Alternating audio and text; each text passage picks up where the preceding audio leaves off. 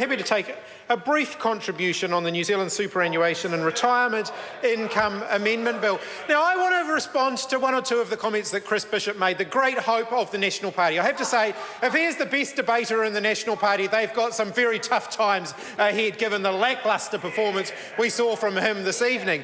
But Chris Bishop did understate somewhat the performance of the Cullen Fund, as it is colloquially known, the best sovereign wealth investment fund in the world. And let's actually talk about that. 19.6% per annum over the last 3 years. That is a fantastic rate of return that we all as New Zealanders should be proud of. That is a fantastic rate of return. But let's look at it from the beginning of the fund in 2003 when Michael Cullen set it up. Of course, the National Party used all sorts of colourful language about how reckless it was for the Labour government to be setting it up. But even right the way through the entire period, including through the global financial crisis, the average return 10.3% a year. That is a very, very healthy level of return. And it does show just how short-sighted the government were in stopping making contributions to the New Zealand Superannuation Fund in response to the global financial crisis. Because in June 2013, the super fund itself estimated up to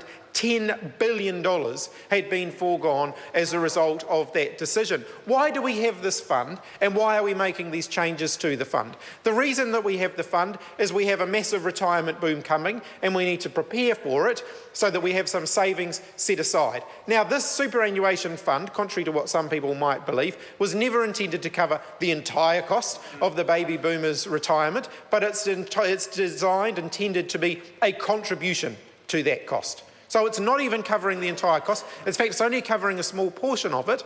But the question remains, if we haven't been contributing to this, what's the alternative plan for paying that bill further down the track? And the government don't have one. They're happy to kick it for touch because they know the crunch point doesn't come for another 10, 15 or 20 years further down the track. So how does that relate to the changes that this bill makes? So the changes that the bill makes change the nature of the ways the fund can invest, so they can become a more active investor rather than a passive investor, as was originally envisaged when Michael Cullen first established the fund. Why was it established as a passive investor? I guess basically Michael Cullen, I'm sure, envisaged that he wanted the best return with the least risk. Would probably be the fair comment. But there is some good reasons why the fund would want to be investing in a different manner. But the question that I've got for the Minister and the Chair is, now that the fund is being given the power to be more active in the way it manages its investments, does this create an opening for the fund to be investing in services where the government itself is retrenching? So could we find, for example, that the superannuation fund is buying assets that the government are otherwise selling? School public-private partnerships, social housing, state houses, buying up or being given the state houses that the national government is trying to give away. Are these the things where the government are exiting, where the superannuation fund could start becoming an investor in those issues if they deemed them to be sufficiently profitable? Now, one of the members over there says no. How could they stop it? Because Bill English is actually removing the clause in the bill that would give the Minister of Finance the ability to direct what types of investments the fund could make.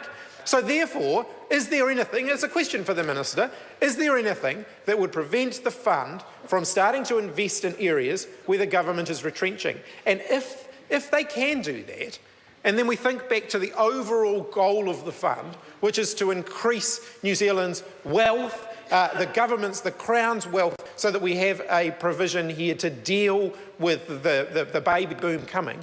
How does basically transferring assets from one arm of the government to the other, which could now happen, how does that help with that situation? So it's an open question. Is there anything to stop the fund, the super fund, the Cullen Fund, from now investing in those assets that the government is selling? And I'm not getting any response from the government, so I'm looking forward to the Minister's contribution. She's reading intently. I'm sure she's looking it up so that she can give me a nice detailed answer to the questions that I have been raising, because there is no doubt that this fund is essential, it is required, and I hope that the government will take every step to make sure we maximise the return out of it, because we're going to need that money when the big retirement boom comes, and it is coming.